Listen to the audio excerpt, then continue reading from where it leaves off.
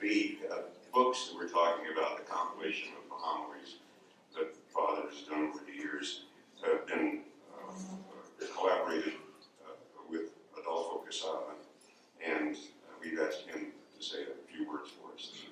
Brad, for you.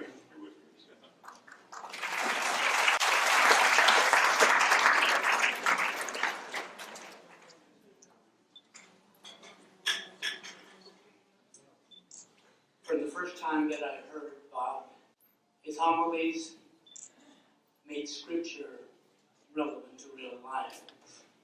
And of course, you all know that Bob continues to be one of the best homilists that the church has to offer.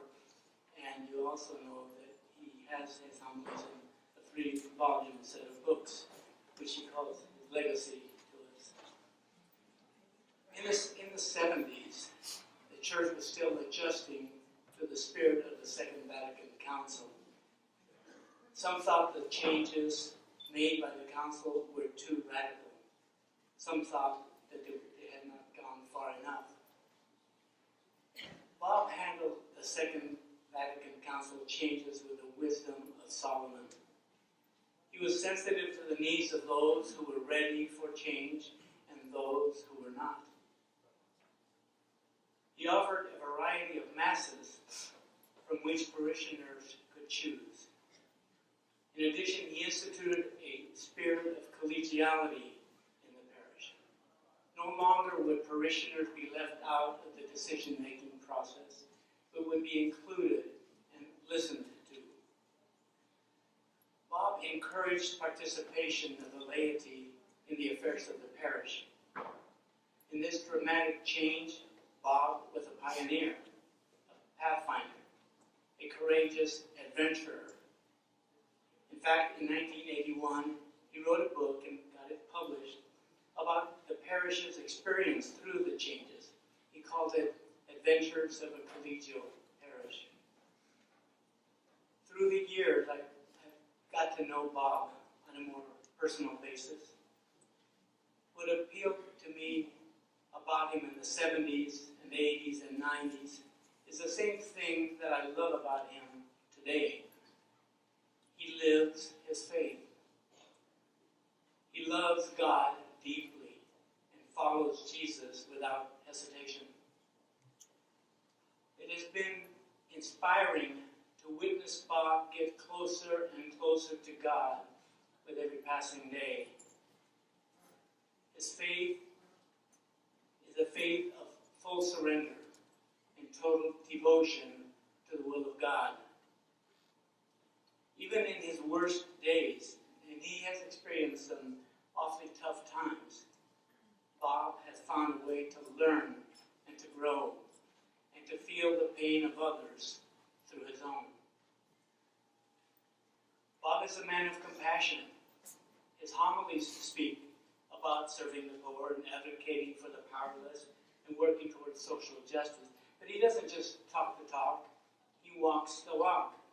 The program that he helped start and then promoted in his parishes through the years include advocating for social justice and facilitating outreach to the poor, encouraging intercultural understanding. Bob lives God consciously and loves wholeheartedly.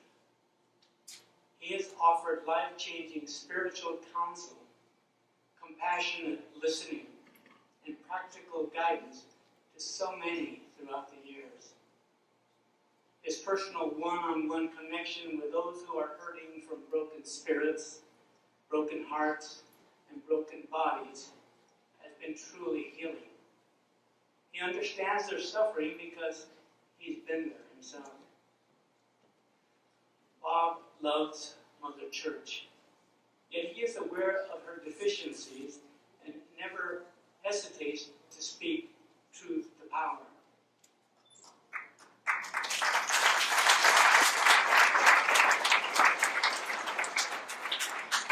He has always maintained hope for the church because of the people who are the church.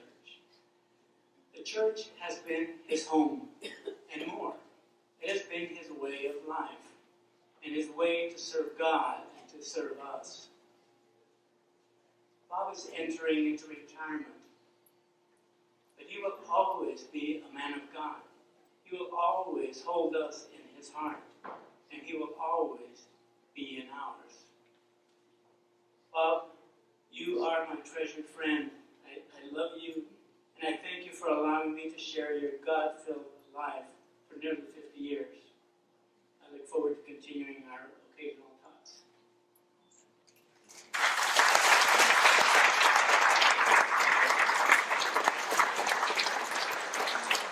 Thank you, Bill.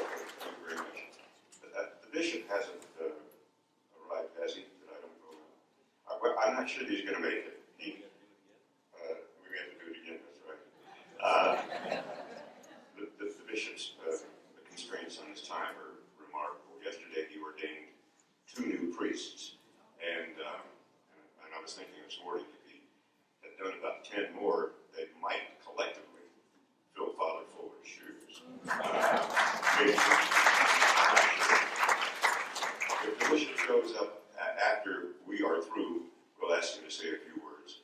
If he doesn't make it, I know he's here in spirit. So, oops, excuse me. I thought I turned this off. Just a second. Hello? I will. Thank you. That was God. He says thank you.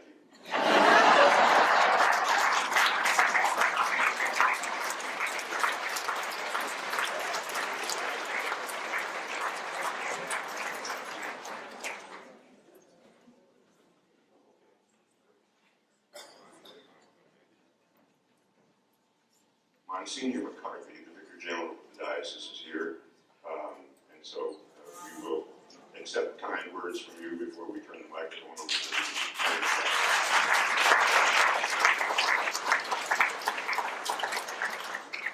Frank, thank you, and what a wonderful opportunity to come and be with you this afternoon.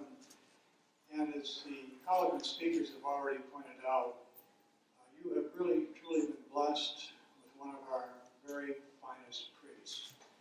I've known Monsignor Fuller since I was a young scallop on the Irish column, a featherless chick back here in 1972.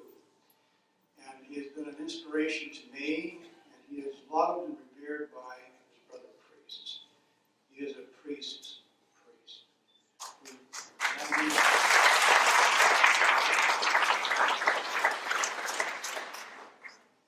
And so many have spoken about the magnificent gift of his homiletic skills.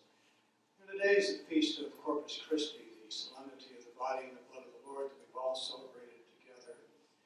And critical to our celebration of the Eucharist is the Word which is broken for us so that we can receive the Word shared as the body and blood of the Savior. Bob, thank you for breaking open the Word of the Lord. It truly does come from your beautiful heart, and we are deeply, deeply honored to have been blessed by you, and we look forward to many, many happy years in the future. So thank you, Bob, from all of us. Thank you on behalf of your bishops, and you've served so well. You know, Monsignor served as Chancellor of the Diocese, and he was very instrumental during those days when Bishop Green was attending the Second Vatican Council in Rome. He was the one who had to make some very tough decisions, I know, from time to time, going all the way around the great state of Arizona before the Diocese of Phoenix was created. And so Bob was truly the peacemaker.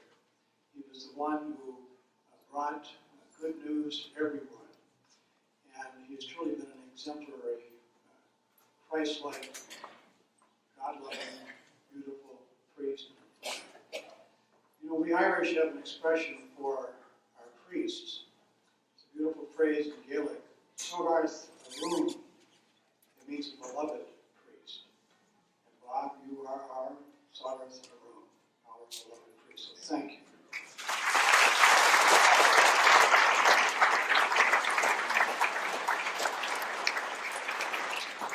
Thank you, Monsignor. That removed the fear I had of meeting our new bishop. I've not met him yet. Bishop Weisenberger.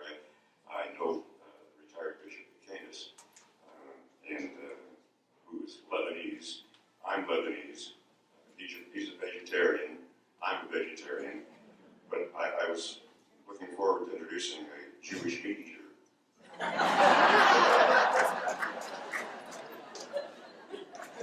A brief moment of absolute and total solemnity from me and sincerity, because I feel this way. I truly believe that you are the reason.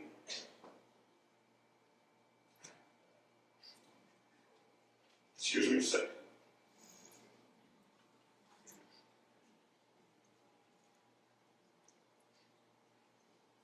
It's supposed to be a happy time. But you're truly the reason why one would want one's son to become a priest. You are.